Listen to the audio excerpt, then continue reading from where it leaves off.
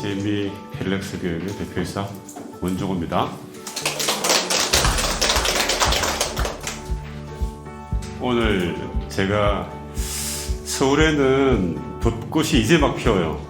근데 제가 울산에 도착해가지고 택시 타고 오는데 벚꽃이 이제 막 피고 있는 건지 지고 있는 건지 해가지고 그 운전하시나 분한테 물어보니까 지고 있다고. 제가 오늘 우리 단톡방이 있습니다. 우리 본부장님들하고 거기에 남녘의 봄으로 달려간다 이런 마음으로 설레는 마음으로 울산으로 왔습니다. 어머님들 대단히 반갑고, 사실은 제가 코로나가 없을 때는 뭐 1년에 한 300회 정도 강연은 아닙니다. 주로 학부모님들하고 다니는데 코로나 때문에 이제 그게 안 돼가지고 제가 줌으로 많이 했는데, 줌으로 하는 건 별로 재미가 없어요. 강연이라고 하는 게 이렇게 얼굴을 보고 이렇게 눈빛을 마주하면서 하는 거고, 사실 이제 막 200명, 300명 모이는 것보다는 딱 요 정도 규모, 한 20, 30명 정도 규모가 제일 재밌고 서로 간의 호흡이 좋습니다. 자, 제 시간이 이제 50분인데 지금 10분이니까 4시간, 4시 동안 할 건데, 어머님들. 아마 어머님들이 오늘 제 시간 50분, 우리 본부장님 시간 50분 끝나고 나면은 우리 여러분들의 자녀들의 교육관이 확 바뀝니다. 새로운 어떤 세상이 펼쳐지는데, 제가 단순하게 오늘 우리 어머님들한테 프로그램을 소개하러 온 거 아니고, 도대체 이게 공부가 굉장히 중요하잖아, 그죠? 자녀들의 공부가 중요한데, 우리 어머님들이 알고 계시는 자녀들의 교육 방법이 정말 잘못된 거죠. 그래서 그런 부분들을 말씀을 드릴 겁니다. 어려운 건 없으니까 그냥 필기할 필요 없습니다. 제 글만 잘 듣고, 제 내용들은 저기 유튜브에 있으니까 나중에 필요하시면 찾아보시면 됩니다. 제가 오늘 그 강의의 결론부터 말씀을 드리면, 공부는 어떤 사람이 잘할까요, 어머니?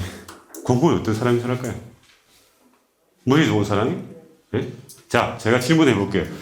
우리 자녀들이 공부에 소질이 있는 것 같다 손 들어보세요. 아, 진짜예요. 그럼 소질이 없는 것 같다 손 들어보세요. 네. 우리나라의 교육장에 가면 이런 거예요. 질문을 해도 대답이 안 들어오는 거예요. 거의 익숙하지 않기 때문에. 어머님, 공부는 머리가 좋은 사람이 공부 잘하는 게 아니에요. 공부를 재밌고 즐기는 애들이 잘하는 겁니다. 지금 제가 알고 있기로는 여기에 있는 우리 부모님들의 자녀들이 초등학생, 중학생들이 대부분일 건데요. 특히 초등학교 애들이 지금 1등 한다고 좋아할 거 없어요. 그리고 지금 공부 안 하고 농땡이 까고 꽁찌한다고 또 낙담할 필요도 없습니다. 지금 공부 1, 2등 하는 것들은 중요한 게 아니고, 정말 그 친구가 공부하는 습관, 방법이 굉장히 중요합니다. 그래서 제 강의의 결론은 공부는 문해력입니다. 지금 제가 이야기를 했는데 여러분들이 이제 긍정을 하는데, 제 강의가 끝마치면 긍정하는 게 아니고 온몸에서 이렇게 울림이 있어요. 그러면은 그 문해력이 공부의 핵심인데, 문해력을 갖추려고 하면은 독서를 많이 해야 된다고 하는데, 단순한 독서로가 되지 않습니다. 그것은 굉장히 어려운 인문고전 독서를 통해서 문해력을 갖춰야 됩니다. 자, 이 두 가지의 명제를 우리 2시간이 끝나고 나서 우리 여러분들은 피부 절절히 느끼고, 이제부터 여러분들의 자녀들의 학습 교육 방법이 확 바뀝니다. 그게 제가 오늘 귀중한 시간을 여러분들과 만나서 전달해 드리려고 하는 내용들입니다. 누구 집안의 자손인지 얼굴이 여기 제가 지금 마스크에 이 수염을 기르잖아요. 제가 사실 수염을 안 기르는데, 제가 2013년도부터 2018년도가 굉장히 어려운 일이 있었습니다. 그래서 어려운 일을 겪고 나가지고 그거를 보니까 제가 제 눈동자를 못 보고 있는 거예요. 왜? 자신감이 없어지가지고. 그래서 다른 사람을 만날 때 눈을 마주치기가 좀 불편해가지고 눈길을 좀 돌릴 수 있는 방법이 뭘까 찾다가 이 수염을 기르게 된 거예요. 근데 길렀다가 깎았다가 한 20번 하다가 이제 그냥 기르자 해서 기른 겁니다. 제가 이게 위에 보면 아무에게도 절대 가르쳐주지 않는 천재들의 생각력이었어요. 아무에게도 가르쳐주지 않는데 오늘 여기 오신 분들한테는 가르쳐드립니다. 자, 천재들의 생각력이 학습법이라면 여러분들 천재가 뭐 DNA가 타고난다고 하는데 그렇지 않습니다. 천재는 습관입니다. 습관이고 거기 대보면은 대한민국의 교육혁명 보고서 공부 쉽고 재미있을 수는 없을까 이렇게 돼 있죠. 여러분 혁명이라는 말이 언제 씁니까? 천지 개벽의 혁명이라는 걸 쓰죠. 그죠? 대한민국 교육은 천지 개벽돼야 됩니다. 대한민국 교육은 기주에 갇혀서 숨을 못 쉬고 죽어가는 교육입니다. 대한민국 교육은 단순히 학원 가서 선생님 강의 듣고 문제 풀고 시험 쳐서 1등을 하려고 하는 교육인 거예요. 그런 교육으로는 지금까지는 살 수 있었는데 앞으로는 살아갈 수가 없습니다. 그래서 지금 우리가 자녀들이 살아가는 시대에는 앞으로 100살까지 살아야 되는데 그 시기는 우리하고 틀립니다. 우리는 30년 동안 공부 열심히 와가지고 그거 가지고 한 30년 먹고 살다가 20년 살다가 그렇게 하면 돼요. 그러나 지금 우리 학생들은 평생 공부해야 되는 시대고 그렇습니다. 근데 평생을 공부해야 되는데 공부가 지겨워요. 그럼 어떻게 돼요? 안 되는 거죠. 인생은 왜 삽니까? 행복하고 살려고 하는 거예요. 행복한 게 뭡니까? 자기가 좋아하는 일을 하면서 평생도 살 수 있으면 제일 행복한데 내가 평생 공부력을 갖춰야 되는데 그 공부가 지겹다. 그러면 제가 오늘 우리 어머님들한테 학생들한테 제일 공부 잘하는 방법을 알려준다고 해도 그게 하기 싫은데 어려운데 안 되는 거예요. 좋은 방법이 있더라도 그게 내가 편안하게 되도록 그런 이야기를 합니다. 자, 어머니 보세요. 이게 우리나라의 교육 현실입니다. 이 고등학교 방에 가면 반은 이렇게 하고 있습니다. 공포자가 뭡니까? 공부 포기자, 수포자는 수학 포기자, 영포자는 영어가 포기하는 게 아니라 영어를 포기한 사람이에요. 심각합니다. 근데 실질적으로 지금 GMB 펠렉스에서 생각력의 학습 방법으로 수학을 하든 영어를 하든 인문학 공부를 하든 정말 즐거워합니다. 나중에 뒤에 실질적인 사례를 여러분들한테 보여드렸는데 왜 이런 결과가 나오는가 하는 거죠. 그래서 보면은 엄마 생각력의 수업으로 공부하니까 쉽고 재밌어요. 이것은 제가 뭐 빈말하는 게 아닙니다. 왜 그런지는 조금 이따 알 수 있을 겁니다. 자, 오늘 핵심은 뭔가 하면은 아무리 좋은 방법이 있어도 그게 어렵게 들어가면은 애들한테 의미가 없어요. 그죠? 독서가 중요한데, 독서 중요한지 다 알아요. 근데 하기가 싫은 거지. 손 안 익히는 거고. 그러면 그 하기 싫은 독서를 어떻게 재밌게 할 수 있는 게 그게 뭐야? 그게 노하우인 거죠. 자, GMB 업력이 22년 됐습니다. 어머니. 제 소개 잠시 말씀드리면은 제가 삼성에서 10년 동안 근무하고 삼성 4대 벤처를 해서 GMB를 창업했어요. 99년도에 무려 100억이라는 금액을 투자받아서 오늘날의 GMB를 만들었는데 삼성의 4대 벤처로 100억을 투자받아 성공한 딱 두 군데 회사가 있습니다. 하나는 여러분들이 알고 있는 네이버가 삼성의 4대 벤처고 100억을 투자받았고 저도 그렇게 했죠. 그러면은 삼성에 들어가서 제가 일을 잘했기 때문에 삼성의 4대 벤처 했겠죠. 그죠? 근데 제가 학교 다닐 때 뭐 전교 1등 했겠습니까? 제 얼굴에? 그렇지 않다. 근데 제가 고등학교 680명 중에서 제가 제일 잘 되고 우리 친구들이 제일 잘 됐다고 그래요. 잘 된 친구들 많겠지만. 왜? 난 행복하게 사니까. 자, 삼성에 들어가기도 어려운데 삼성에 들어가서 잘 되려고 하면 일단은 제가 기획실에 있었는데 보고서를 기똥차게 잘 적어야 됩니다. 보고서가 뭐예요? 글 쓰기 난 거예요. 그러니까 보고서를 잘 적고 나서 그 다음에 발표를 잘해야 되죠. 보고서를 발표해야 될 거 아니에요. 그게 뭡니까? 스피치다 말이에요. 그래서 논술하고 발표를 그렇게 중요한 거예요. 그런데 지금 대한민국에 논술학원이 제일 좋다는 대치동에 가면은 논술을 가르쳐 주는 게 아니고 글을 적는 기교를 가르쳐 주는 거예요. 그러면 안 됩니다. 근데 GMB가 본사가 대치동에 있습니다. 우리 사옥이 있는데 그 대치동 사옥에서 나오면은 이런 막 이렇게 대치동에서 광고판이 돌아다녀요. 거기에는 수학 광고판, 뭐 영어 광고판도 없어요. 뭐만 있느냐? 국어만 있는 거예요. 왜? 대치동에서 수능 1등급 받는 학생들의 70%가 재수합니다.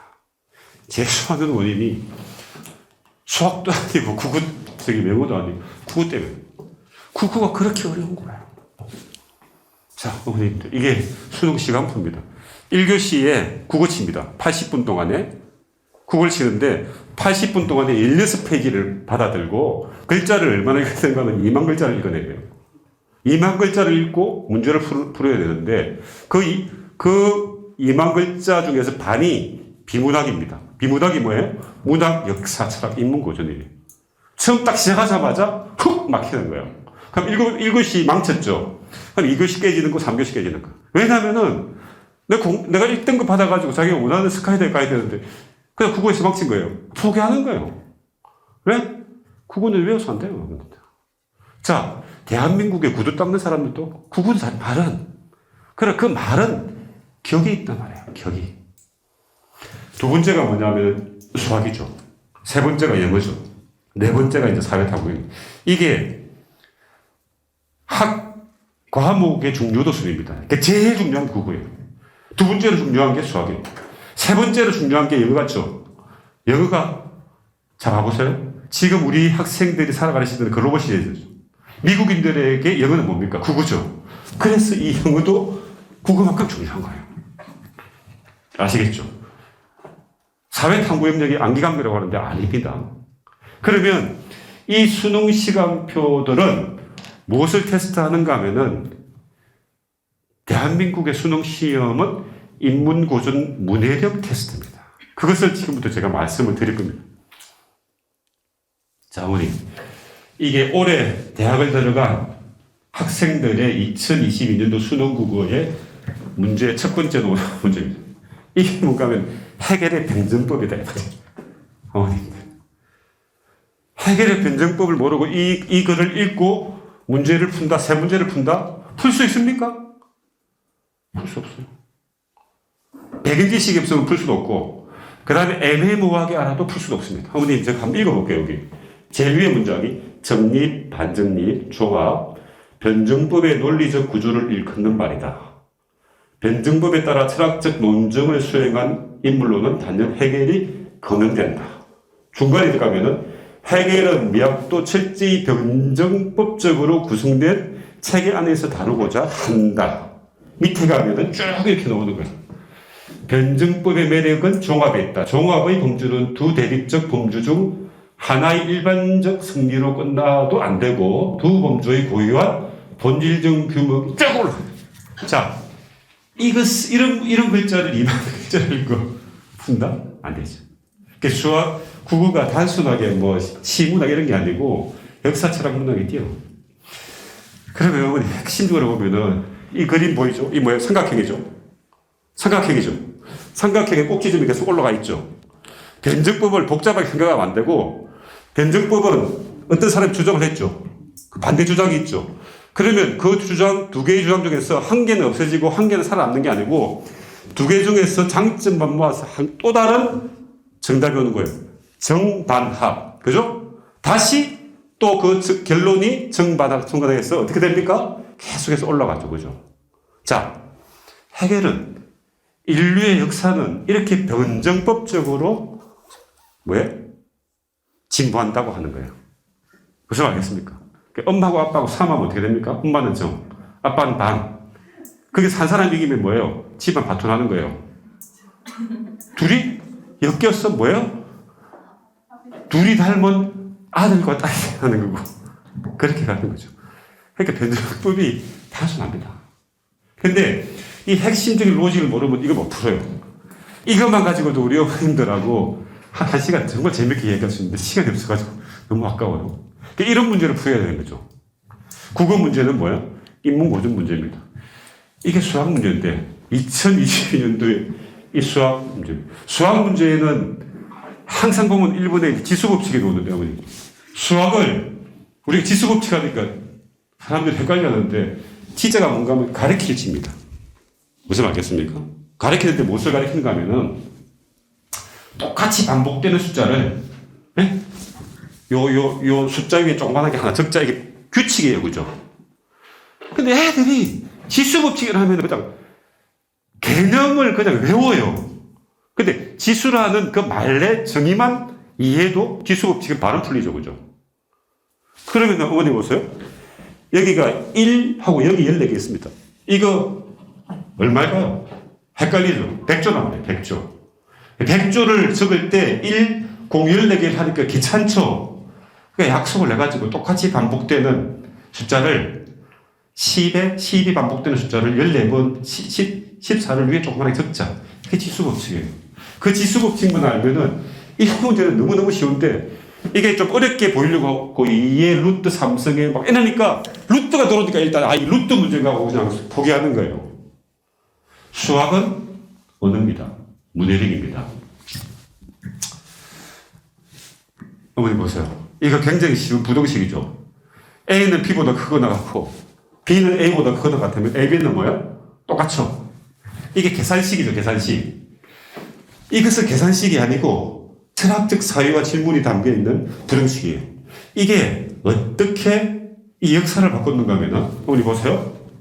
백인이 피부색이 검은타는 이유로 흑인을 노예로 삼을 수 있다면 흑인은 마찬가지 논리로 피부색이 하얗다는 이유로 백인을 노예로 삼을 수 있다. 그래서 백인과 흑인은 동일하다. 그래서 흑인은 해방돼야 된다.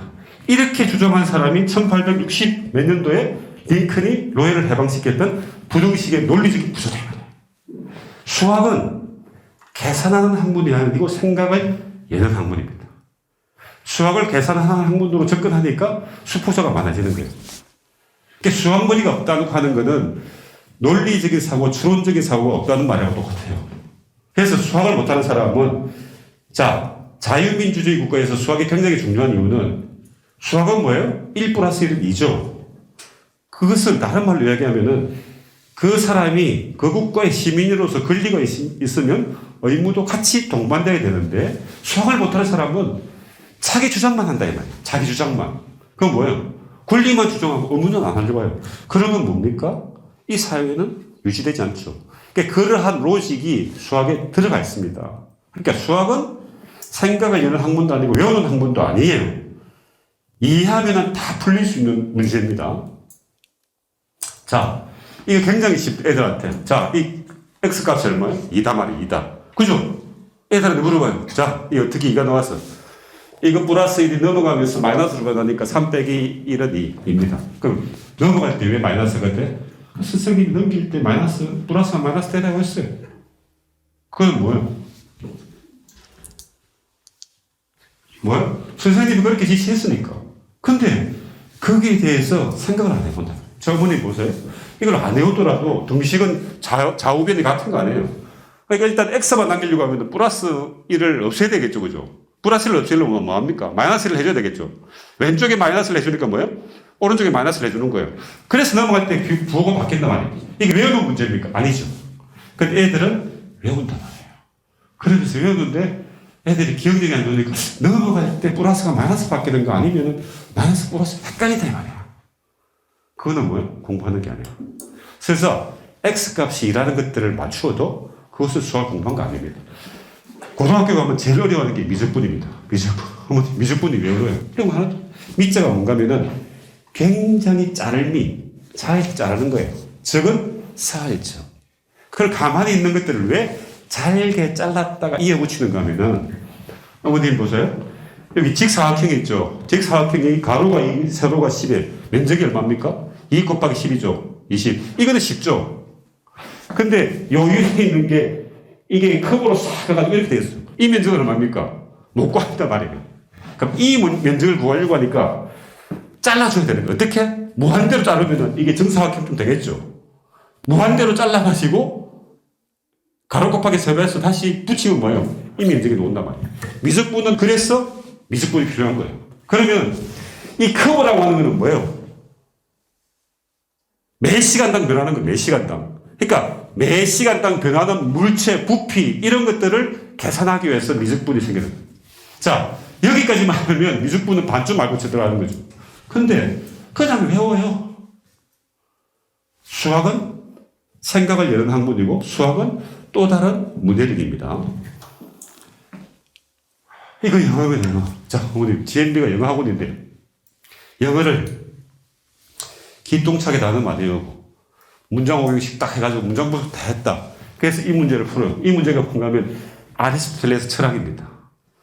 자, 이것은 완벽히 해석을 했다고 하더라도 이 문제 못 풀어요.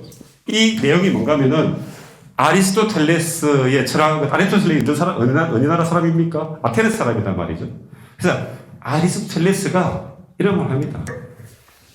아테네 시민은 매일 아침에 일어나서 철학책을 읽고 오후에 아고라 광장에 나가서 토론을 즐기는 사람입니다. 그러니까 정치에 참여할 수 있는 사람이 시민인 거지. 여자도 없고 외국인도 안 되고 노예들은 더더욱 정치 참석할 수 없는 거예요. 조선의 선비는 매일 아침 일어나서 책을 읽고 반드시 글을 쓰는 사람을 조선의 선비라고 합니다. 그러면 이 부분들의 아리스토텔레스의 철학적인 개념을 이해 못하면 이 문제는 해석에도 못 풉니다. 그러면 뭐예요? 이게 아리스토텔레스에 대한 인문학적인 배경지식이 깔고 있지 않으면 안 되는. 그러니까 영어에서 수능 1등급을 받으려고 하면은 인문학적 배경지식이 없으면 수능 1등급 안 나와요. 결국은 우리가 앞에서 선두에서 하는 사람 50%는 다 외우면 되죠. 30%는 외워가지고 조금 응용하면 되는데 그 위에 있는 10% 문제는 응용이 들어가는 거죠. 그죠?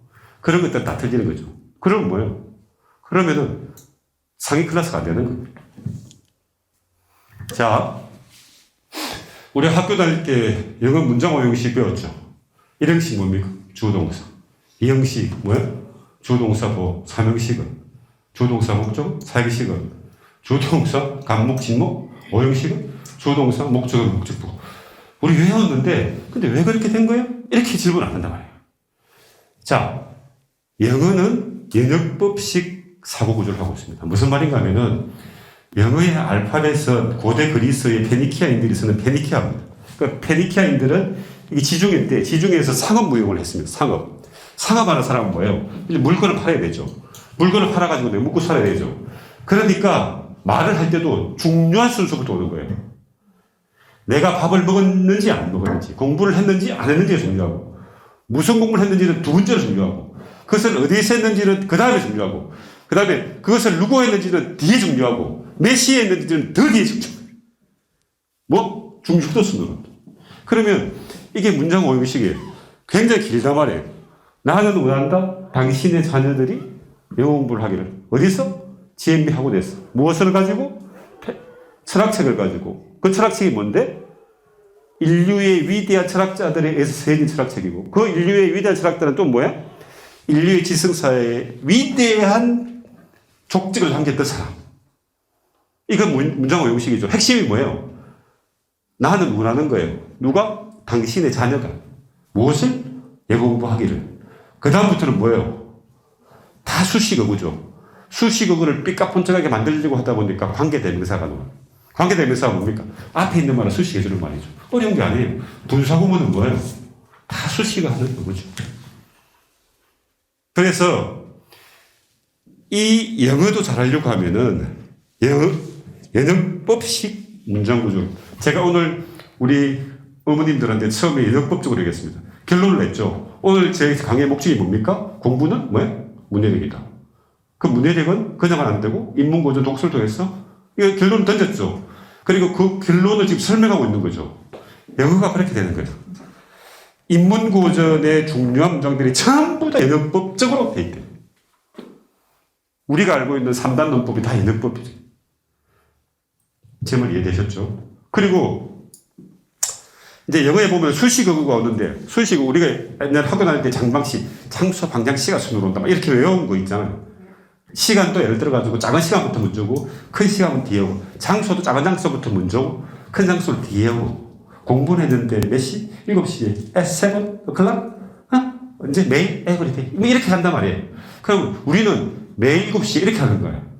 영어가 작은 게 오는 게 뭔가 하면은, 서양에서 인문학 철학적인 배경은 개인의 권리를 굉장히 중요시 생각하고 그 개인의 권리를 모아서 국가의 권리가 있는 거예요.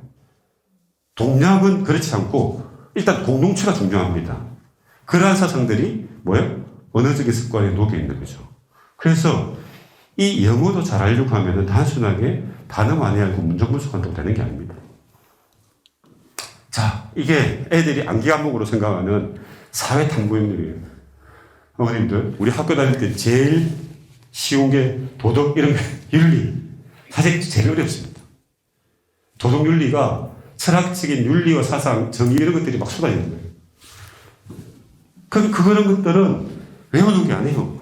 이게 2002년도 수능에 생활과 윤리에 나오는 문제예요. 여기 차가 하나 있죠? 예? 차가 하나 있고 여기 그늘목이 있는데 4명이 갖고 옆에 사람이 있는 거예요. 이게 자율주행차입니다. 프로그램을 만드는 프로그래머가 앞에 쫙 가는데 갑자기 사람이 4명이 뒤에 와 있어요. 그럼 프로그램을 만들 때 바로 밀면 4명이 죽죠, 그죠? 근데 오른쪽으로 틀면 뭐예요? 1명이 죽는 거예요. 그러면 윤리적으로 어떻게 프로그래밍 해야 되는 게 윤리적이냐 이런 걸 물어보는 거예요. 이게 외우는 문제입니까? 아니죠. 어머니 이거 보세요. 이것은 어떠한 인문고전 책을 끌고 오는가 하면은 존 스튜어트 밀의 자유론이라는 책을 끌고 왔는데 존 스튜어트 밀은 말합니다.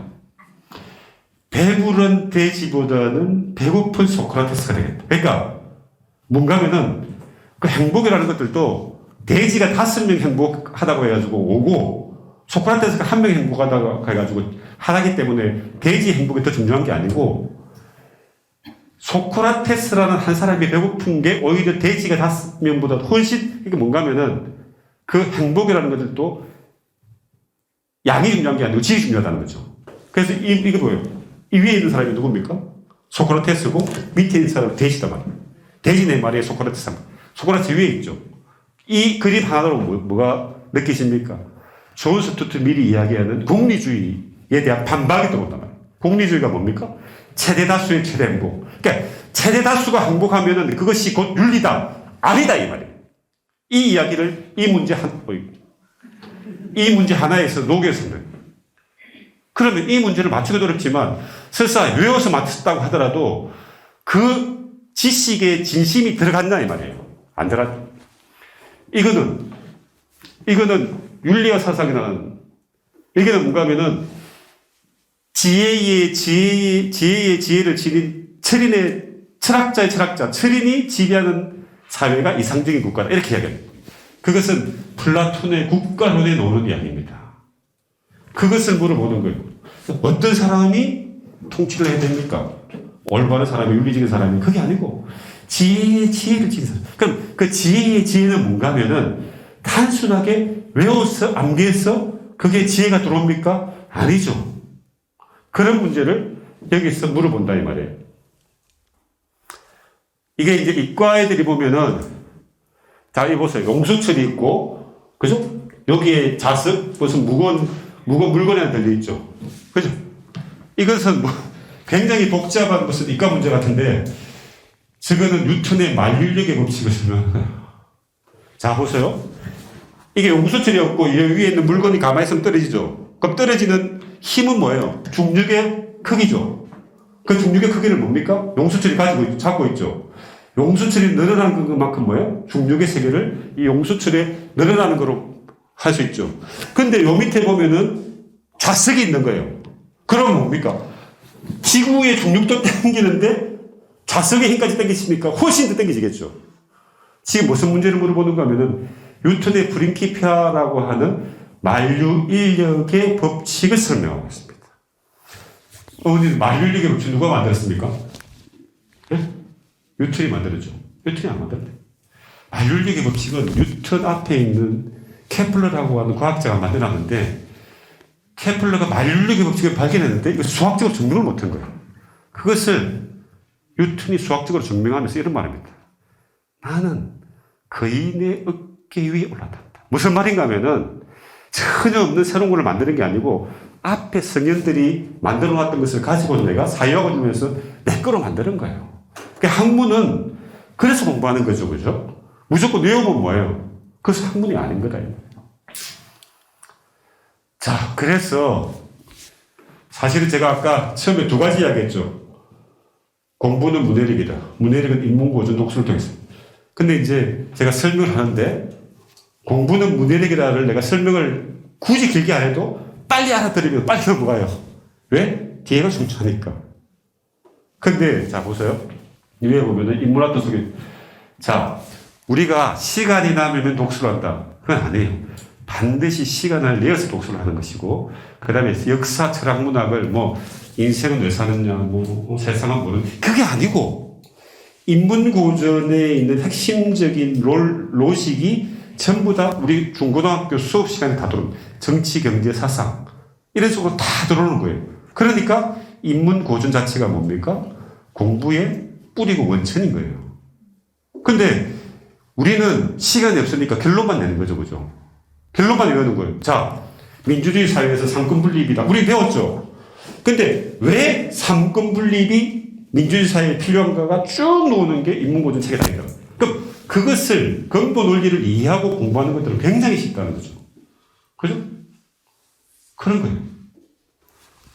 그래서 그런 것들인데, 그런 것들이 플라톤의 국가론, 마키아벨리 군주론, 이게 너무너무 어려운 거예요. 여러분들이 이거 중에서 한 권이라도 읽어본 사람 손 들어봤어. 없다, 이 말. 아, 우리 어머님은 진짜 대단하신 분이에요. 네. 우리로 따지면 이게 외계인 같은 분이에요. 제가 지금까지 손 들은 분이 잘 없어요. 오늘 무슨 책 읽고 왔어? 군주론 얇아요. 그 얇은 것도 긴 것도 읽어보죠. 그렇죠. 뒤에 나옵니다.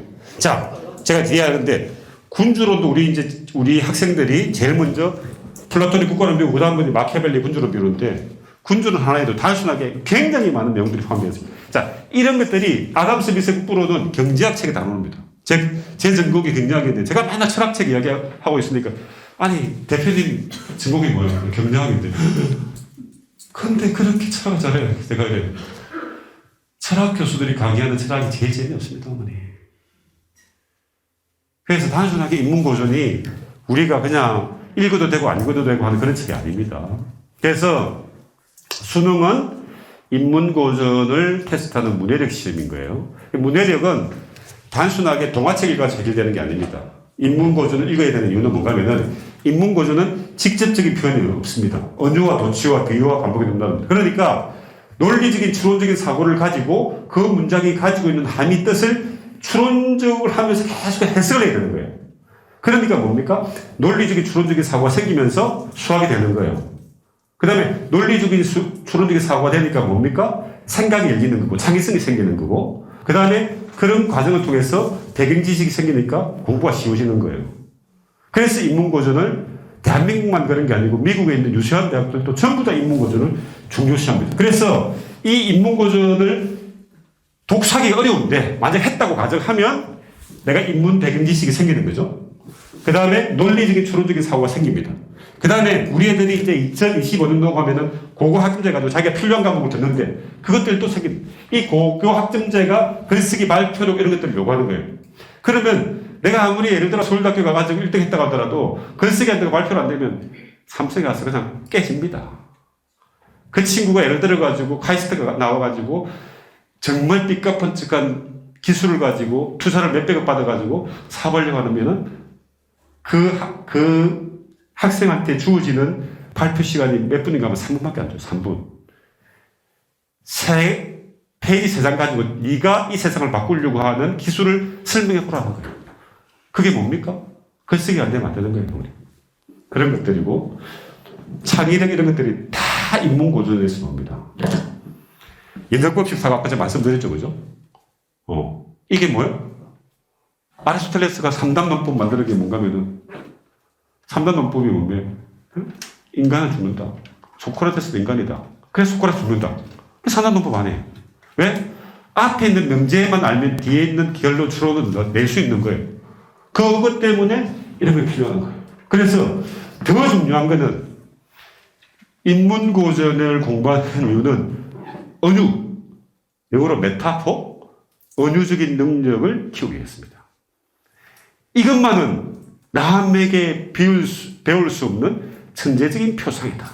그것이 메타포, 언유다. 이게 누가 말했는가 하면은 아리스토텔레스라고 하는 대철학자가 이야기한 거예요. 자, 천재는 언유적인 능력이 탁월합니다.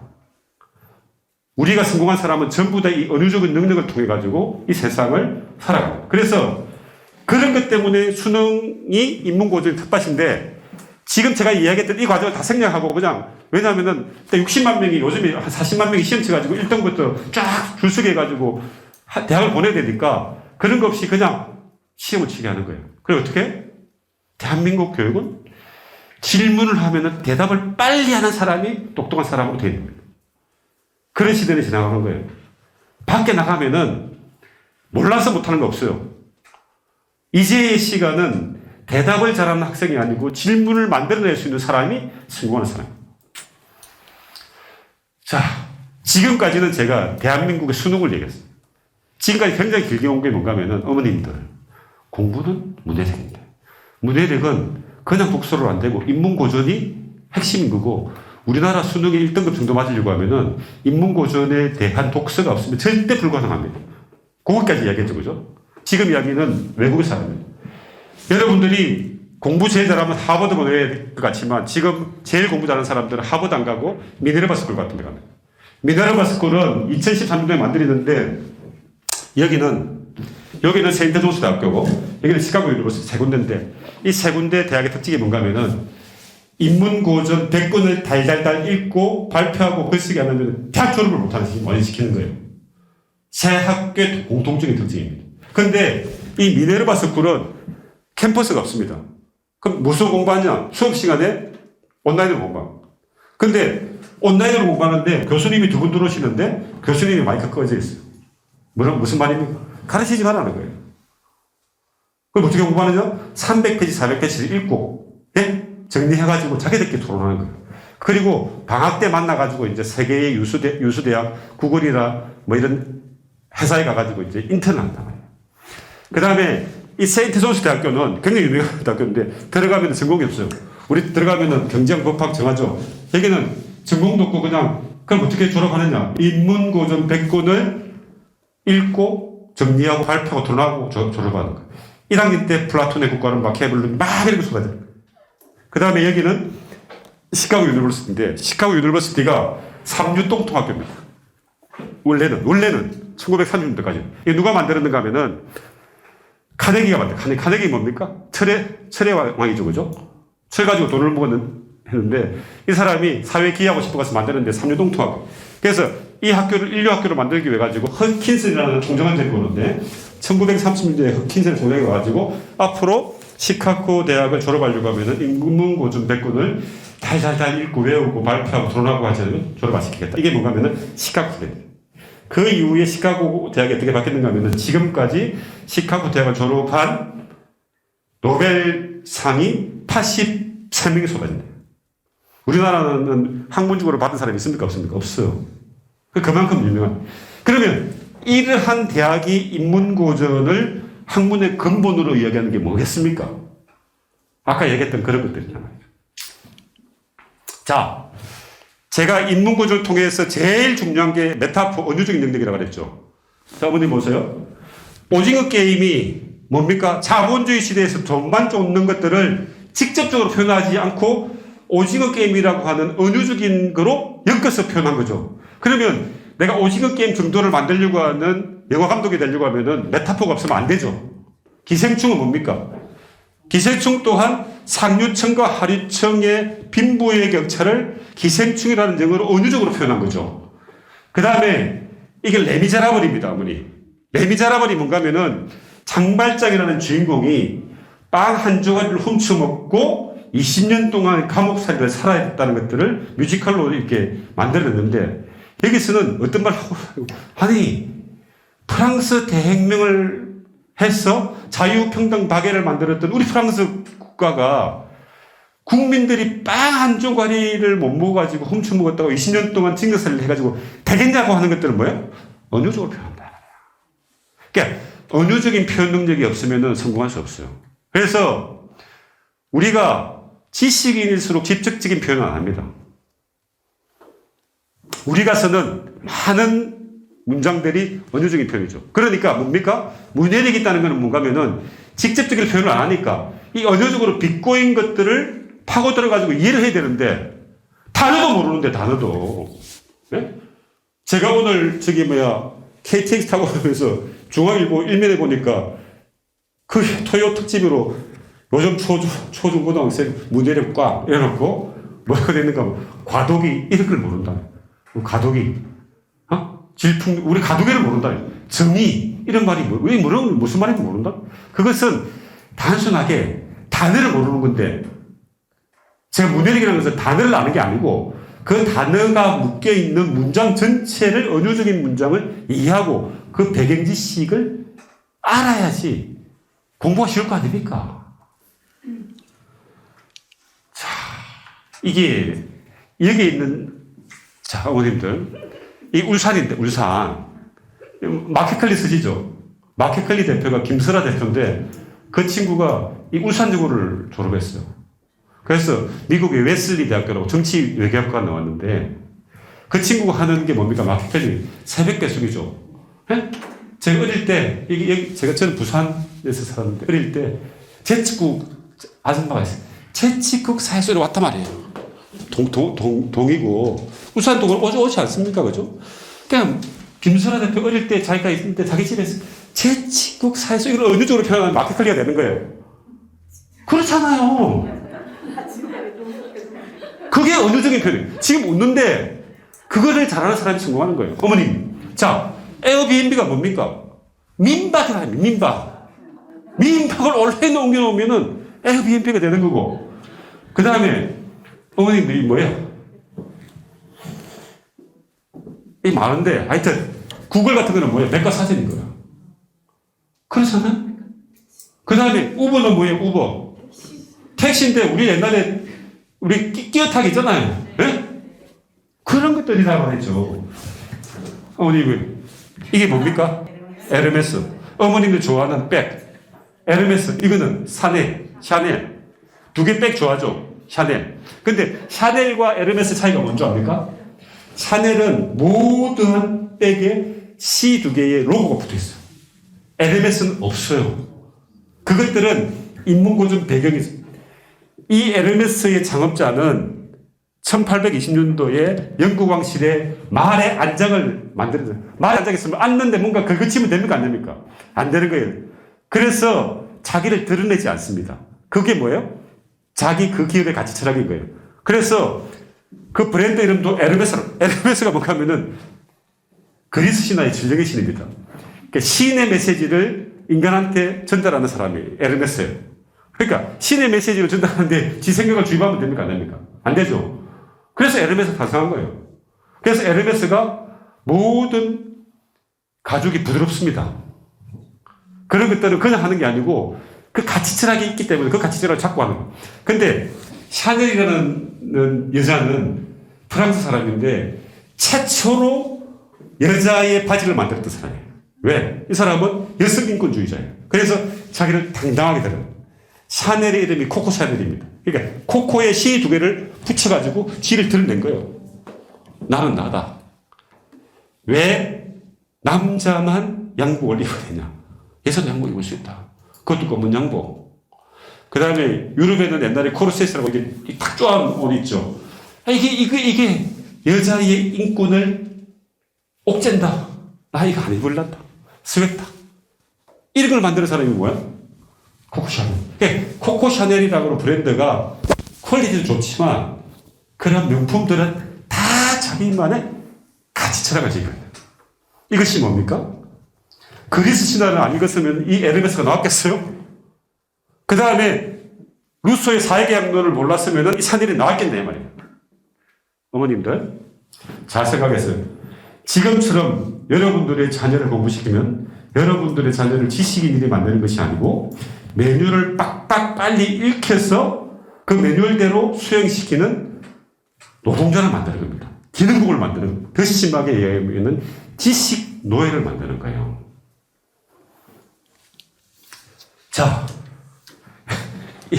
이 초상권 대회 이게 누구 몸인 것 같습니까?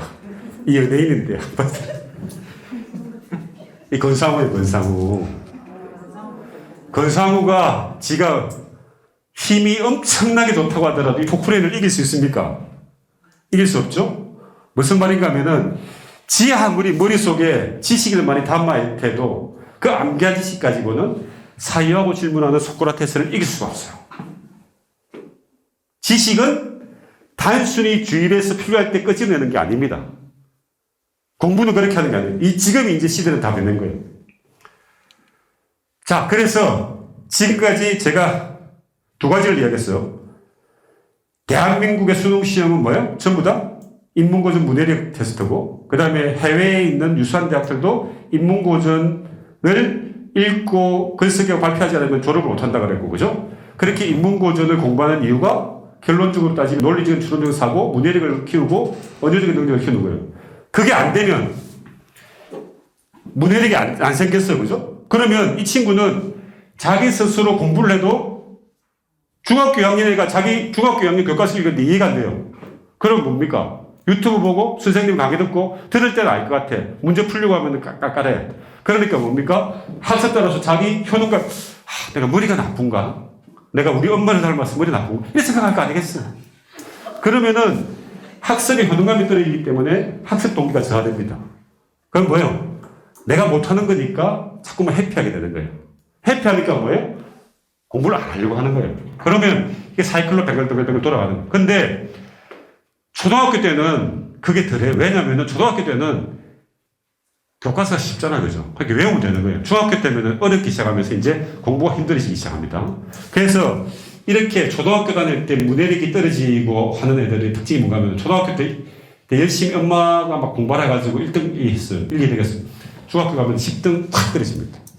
그 다음에 고등학교 가면은 저 밑으로 떨어지는 거예요.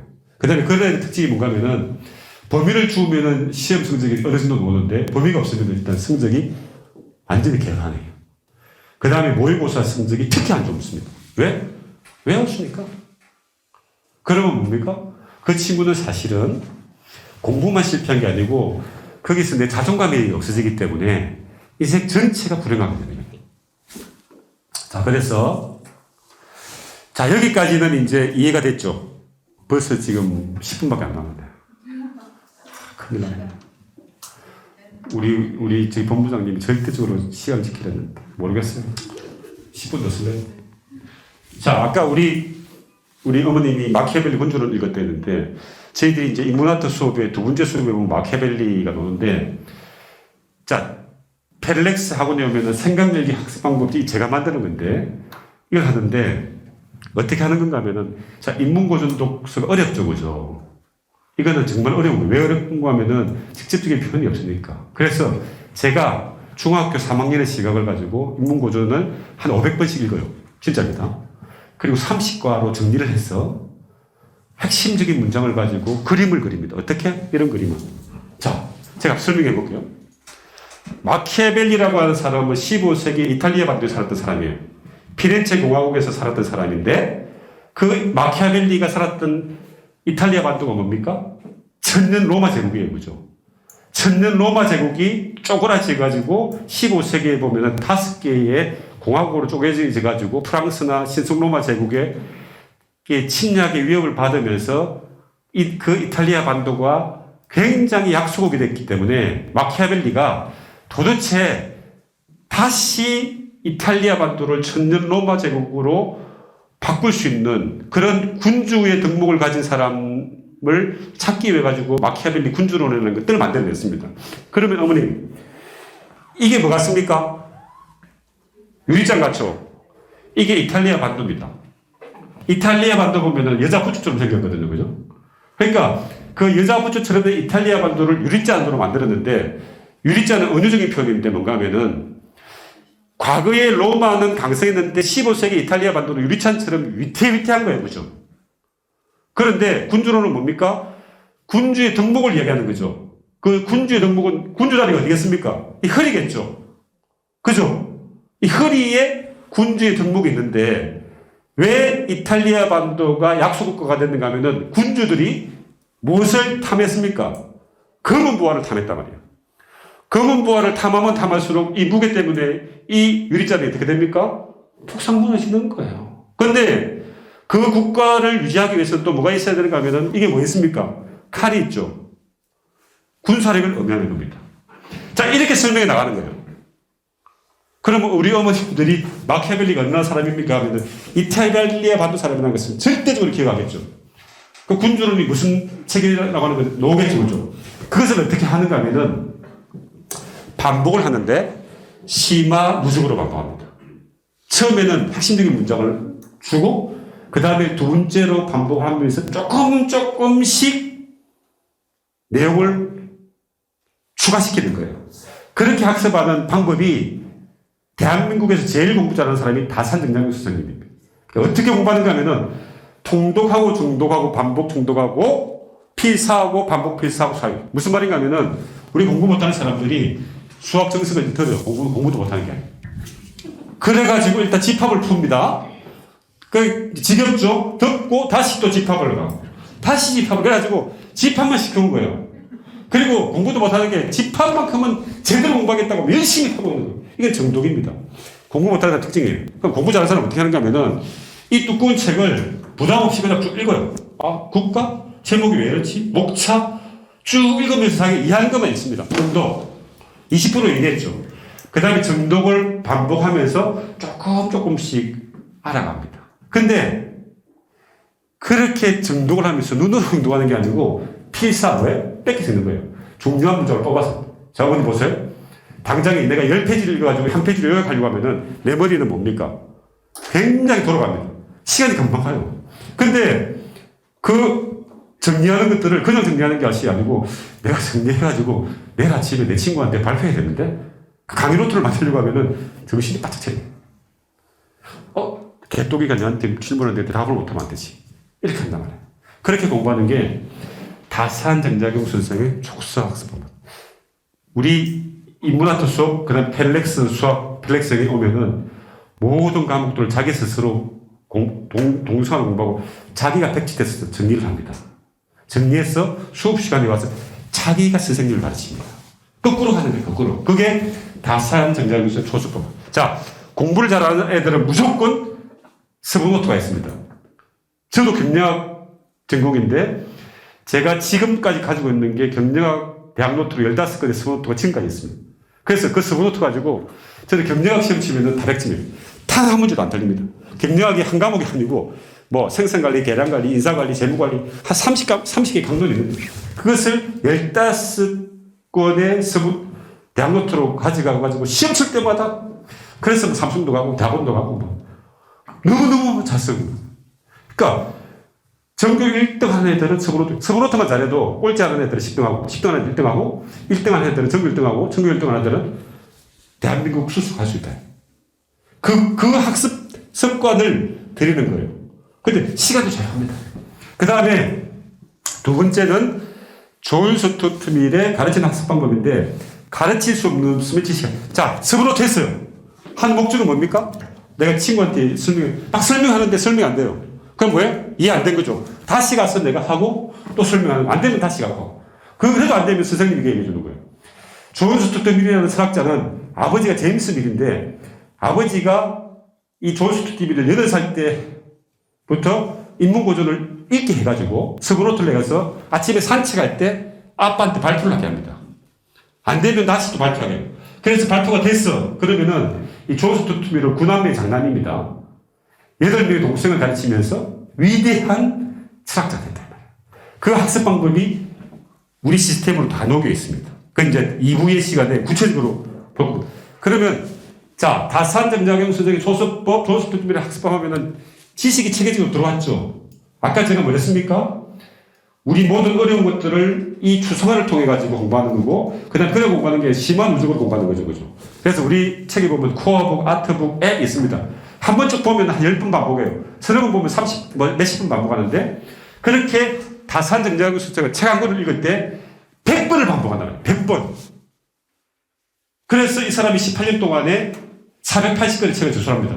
그리고 이 사람의 학습 방법이 뭔가 하면은 처음부터 끝까지 다 읽는 게 아니고 자기가 쭉 읽으면서 자기한테 필요 없는 것들은 눈길도 주지 않습니다. 무슨 말겠습니까? 그러니까 우리가 착각하면 안 돼요. 그렇게 공부하는 학습 방법이 자, 그럼 애들이 외우려고 하지 않더라도 이 문장이 나도 모르게 외워졌어요. 그 속에는 뭡니까? 좋은 문장들이 많이 들어가 있어야지 그거를 끄집어내가지고 뺏기 적으면 되는 거예요. 뺏기 적고 내 생각을 주입하면 됩니다. 그게 글쓰기인 거예요. 그렇게 글 쓰다 보면 글이 잘 되게 되어 있습니다. 근데 근데 인문고전이 뭐라 그랬습니까? 언유와 도추가 비유와 반복에 넘나드니까 언유적인 상상력이 들어오고 창의성이 생기고 그런 거예요. 거기까지 되면 이제 지식이 체계적으로 정리됐죠? 그 다음에 내가 이제 소크라테스의 문답법으로 스스로 사유하고 질문해서 나만의 해석을 하기 시작합니다. 체계적인 지식이 없는 상태에서 내가 생각만 하면 이게 뭐예요? 멍 때리면은 그래서 공허한 거예요, 공허한 거. 내용이 없으니까, 그죠? 그렇게 이 세계의 3대 천재 학습자들이 했던 학습 방법을 앱으로, 교재로, 시스템으로 녹여들어서 GMB 펠렉스 학원에 오면은 이것을 습관화들이면 이 친구는 이제 엄마가 이야기 안 해도, 선생님이 이야기 안 해도 스스로 공부하는 힘이 생기고, 그 다음에 공부가 어머님들 잘하는 데는 재밌어 합니다. 내가 공부를 진짜 못할 줄 알았는데 내가 잘하는 거예요. 실질적으로 우리는 애들이 그렇게 합니다. 공부가 너무너무 재밌어. 왜냐면은 우리 아빠도 이해 못하는 막 철학을 이야기하고 자기도 외우려고 하잖아요. 외워지고 나 앞에 나가니까 막 발표가 어떻게 됩니까? 이 그림만 생각하면 되는 거예요. 그림만. 그러니까 외운 문장이 많으니까 글쓰기도 줘. 글쓰기가 되니까 발표도 되고. 근데 내가 책을 보니까 내가 배웠던 문장들이 막 나오고 야 내가 천재구나. 나 우리 집안에 돌연변이야 돌연변이. 그러면서 이제 공부가 되는 거예요. 그럼 뭡니까? 공부가 자기 경쟁력이 됩니다. 자, 그래서 우리 GMB 제가 5분만 더 쓰게요. 제가 이 만들었는데 어떤 우리 학부모님들이 대표님 진짜 미친 것 같아요. 어떻게 저런 걸 만들 수 있나요? 그런 일. 저는 뭐였습니까? 거인의 어깨에 올라탄 거예요. 어떤 거인? 다산 정정용 선생. 존 스튜드민. 소크라테스 거인의 어깨에 올라타서 제가 만들어내는 창의는 뭡니까? 그것을 자뇌와 우뇌를 같이 작용시키면 훨씬 기억에 남으니까 추상화를 도입하자. 요거예요, 요거. 그래서 인문고전은 평생을 두고 읽어야 되는 책입니다. 읽을 때마다 새로운 게 인문고전입니다. 해석이 틀리니까. 추상화는 볼 때마다 새롭습니다. 그러니까 아까 그 추상화는 제가 해석한 건데 우리 애들 보고 해석하라고 하면 온갖 희한한 해석이 오는 거예요. 웃긴 게 뭔가 합니까? 중학생 보고 공부를 1등하는 애 보고 이 추상화를 해석해보세요 이러면은 그 학생이 해석해보세요 이러면은 바로 책을 찾아봅니다. 책에서 정답을 찾으려고 하는 거죠. 공부 안 하는 애들은 자기 생각합니다. 제 말 이해되셨죠? 그래서 공부 안 하는 애들이 머리가 나빠서 공부 못 하는 게 아니고 공부를 안 했다는 것은 뭔가 하면은 어떤 그 틀이 없는 거예요. 그렇기 때문에 자유로운 상상력이 있기 때문에 공부에 취미를 들으면은 걔가 더 빨리 공부를 잘할 수 있습니다. 그래서 저희 GMB는 기존의 GMB 영어만 했는데 펠렉스라고 하는 브랜드를 가지고 펠렉스 인문아트를 하는데 그 모든 학습 방법에 이 생각력이 학습 방법이 적용되어 있습니다. 그래서 우리는 학생들을 가르치지 않고 학생들이 우리를 가르칩니다. 이게 시스템으로 되어 있어요. 그 다음에 눈으로 보고 귀로 듣고 하는 것이 아니고 손으로 쓰고 입으로 발표합니다. 실제 합니다. 2부 시간에 보여드릴 거고 단순하게 암기하지 않고 사유하고 질문해서 내 것으로 만듭니다. 그 다음에 억지로 공부하는 것이 아니고 쉽고 재밌게 공부. 나중에 보면 막 공부가 재밌다는 이야기를 막 합니다. 그 다음에 친구들하고 경쟁하지 않고 협력하고 지식을 확장합니다. 지금 서울에 있는 스카이대학 정도 되면은 자기 혼자서 공부해가지고 학점 따는 거 없어요. 전부 다 팀업이에요, 팀업. 그 다음에 마지막으로 배운 지식을 나만을 위해서 쓰는 것이 아니고 이 인류의 참기 힘든 어려운 사람들을 위해서 연민을 가지는 그런 배려하는 지식이 됩니다. 여러분, 굉장히 중요합니다. 그 지식을 쌓아서 나만을 위해서 그 지식을 쓰면 뭐예요? 인류의 칼이 된다고 그랬어요. 자, 의술을 배워가지고 내가 돈 버는 벌이에만 쓴다. 그럼 뭡니까? 그 의술이 우리 인류의 칼이 되는 거예요. 그래서 인문고전을 공부하는 애들은 그러한 인성이 있고 배려하는 사람이 됩니다. 말도 굉장히 격 있게 합니다. 자, 마지막으로 경쟁교육은 야만이다. 이게 제가 한 말이 아니고 아도르노라고 하는 독일의 유명한 교육자 어머님들 지금 대한민국 교육이 100명이 있는데 1명이 서울대학교 가고 나머지 예를 들어가면 한 명의 성공자를 위해 99명이 패배자가 되게 만드는 교육이죠. 그건 말이 안 됩니다. 각자가 잘하는 분야가 있습니다. 예? 그러면 예를 들어가지고 학교 다닐 때 성적순으로 이 세상 살면은 그러면은 뭐 말이 됩니까? 제가 예를 들어 학교 다닐 때 1등 했습니까? 1등 안 했단 말이에요. 그러나 당당하게 산단 말이에요. 셰프를 해도 당당하게 살 수 있단 말이에요. 왜? 사회하고 질문하면. 그래서 지식이라고 하는 것은 펠렉스 뜻이 이겁니다. 이게 펠렉스 로고입니다, 어머니. 단순히 지식을 주입하는 것이 아니라 우리의 영혼이 지혜에 배우고 파도로 만드는 것이 지식. 이것은 제가 한 말이 아니고 플라톤이라고 하는 대철학자의 교육관입니다. 다시 말씀드리면 단순히 지식을 주입하는 것이 아니라 우리 자녀들의 영혼이 지혜에 배우고 파도로 만드는 것. 받아들인 지식을 관점을 달리해서 사유하고 질문해서 새로운 가치를 창출하는 학문 탐구 자세. 그것이 펠렉스고, 여기에 보면은 어머님들이 보면은 이쪽에 있는 사람이 플라톤입니다. 스승 플라톤. 스승 플라톤에 의해서 학습을 한 사람이 그의 제자 아리스토텔레스입니다. 두 사람이 손을 잡고 있죠. 이 사람의 손은 뭡니까? 하늘을 향하고 있고 이 사람의 손은 땅을 향하고 있죠. 그죠? 그래서 이 로고는 여러분들 인터넷에 아테네 학당이라고 하는 철학자들 54명 놓은 그림 중에서 제일 중앙에 있는 사람이 54명이 이 인류의 지성사를 흔들었던 철학자들인데 그 중에서도 제일 지식인들이 플라톤이고 그의 제자 아리스토텔레스죠. 그래서 GMB에 있는 저를 비롯해서 모든 선생님들, 원장님들은 플라톤이 되는 것이고 우리 학생들은 아리스토텔레스를 만들려고 하는 게 이 브랜드에 녹아있고, 어머님들 저는 너무 행복해요. 제가 오늘도 새벽 3시에 일어났는데 제 하루 일과는 매일 새벽 3시에 일어나서 3시부터 6시까지 매일 인문고전을 읽고 그냥 읽는 게 아니고 매일 글을 써서 브런치라고 하는 작가글에 올립니다. 오늘도 올려놨습니다. 그것을 매일매일 하니까 일단 새벽 시간이 너무 사유하고 질문하기 좋고, 그 다음에 그렇게 제가 10년 동안 계속해서 글을 읽고 죽으면은 이 머릿속이 얼마나 이게 풍부해지겠어요. 그러니까 툭 건드리면은 생각이 열리는 거예요. 너무 열렸어, 아니에요? 너무 열렸어. 그 너무 재밌는 거예요. 그래서 남들은, 아니, 네가 대표면 대표지만 그렇게 너무 힘들지 않냐. 좀 놀아라. 나는 책 보는 게 노는 건데. 우리 애들이 그렇게 할 수 있다는 거. 제가 너무 놀란 게 뭔가 하면은 이 프로그램을 2008년도부터 만들었습니다. 그래가지고 2009년도에 이제 오픈해가지고 전국에 한 900개 학원들이 도입해가지고 막 하려고 하는데 코로나가 왔어요. 그래서 이제 그래도 학원들이 지금 하고 있는데 그 학원들에서 노는 학습 결과가 보면은 엄마들이 말하는 거예요. 대표님, 우리 애 큰애가 지금 대학교 다니는데 이걸 미리 알았으면 우리 애도 이걸 적용했을 거고 이렇게 하고, 우리 학생들은 선생님 너무너무 재밌어요. 저도 모르게 찌릿찌릿해요. 이렇게. 자, 어머님들 마지막 정리합니다. 지금 10분 지났네요. 네.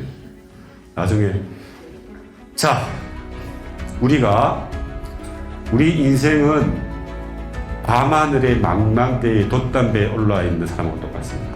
불안하니까 열심히 노를 젓는데 노를 젓고 새벽에 돼가지고 떡 쳐다보니까 내가 가고자 하는 북극성은 저 오른쪽에 있어요. 그럼 뭐예요? 다시 거꾸로 돌아가야 되는 거예요. 그죠?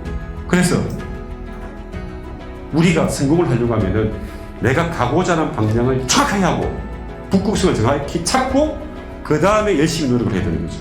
자, 우리 자녀들의 교육도 무조건 열심히 공부를 시키는 게 중요한 게 아니고 어떠한 교육관, 교육 방법으로 공부를 시키겠다는 정확한 것들을 인식하고 거기에 따라서 공부를 시켜야 돼요. 무슨 말이겠어요? 그래서 어머님들의 교육관이 굉장히 중요합니다. 그래서 공부는 머리로 하는 것이 아니고 습관으로 하는 것이고 그 습관만 제대로 들어가면은 공부 쉽습니다. 그리고 제가 우리 프로그램 직접 만드는데 제가 모든 전국에 있는 천기 학원들에서 요구하는 게 뭔가 하면은 공부를 시키려고 하지 말고 공부 습관을 들이도록 해라. 빠르면 3개월에 되는 것이고 늦어도 1년, 3년이 되는 것이고 빠른 애들은 한 달 안에도 이 학습 방법을 익혀가지고 실질적으로 굉장히 좋아. 자, 마치겠습니다.